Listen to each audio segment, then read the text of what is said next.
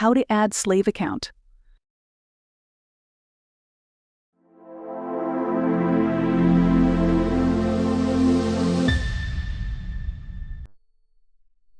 In this video, we will get to know all about slave account, how we can add, update, and its all features. To add a slave account, simply go to the slave account from the dashboard. Now, click on Add Account. Firstly, you can see user email, and it's optional. I am leaving for now as it is. Now enter the master login ID. Enter the MetaTrader's account login ID and MetaTrader's account password. Select type, MT4 or MT5. I am going to select MT4 for now. Add the server information. I am going to add this server. Investor password. It's optional, you can add or leave it. Account prefix. It's optional, I am leaving as it is. And account suffix. It's also optional, I am also leaving it as it is. Prefix and suffix in MT5. Refer to additional characters or text. Added to the base symbol name to differentiate between various versions or types of the same symbol. This is often used by brokers to distinguish between different trading conditions or account types. Now, select the expiry date of your slave account. The above one was the account's information. Now we have to input trade settings. Firstly, add direction.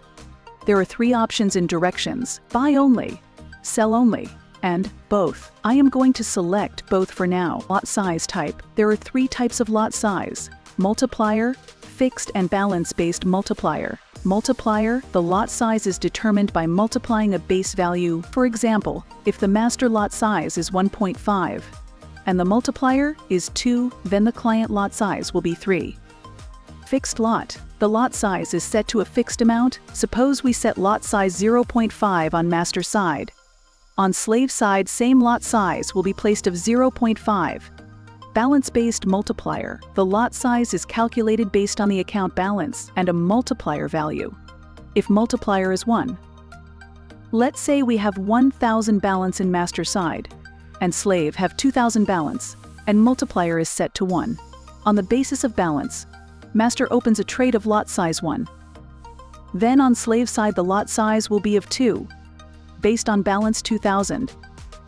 If multiplier is 2, let's say we have 1,000 balance in master side, and slave have 2,000 balance, and multiplier is set to 2. On the basis of balance, master opens a trade of lot size 1. Then on slave side the lot size will be of 4, based on balance 2,000. I am going to select multiplier for now.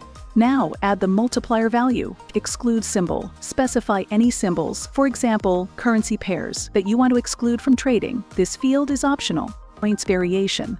Specify the allowed variation in points for a trade. This sets the range within which trade entries can differ from the original signal. In terms of points, master account has a value of 1.74154, and slave has a value of 1.84154. You can see there is a price difference between both of the value in master and slave. In that case, if the value difference is less than points variation value, we can copy that trade, otherwise skip that trade. Source symbol and mapped symbol.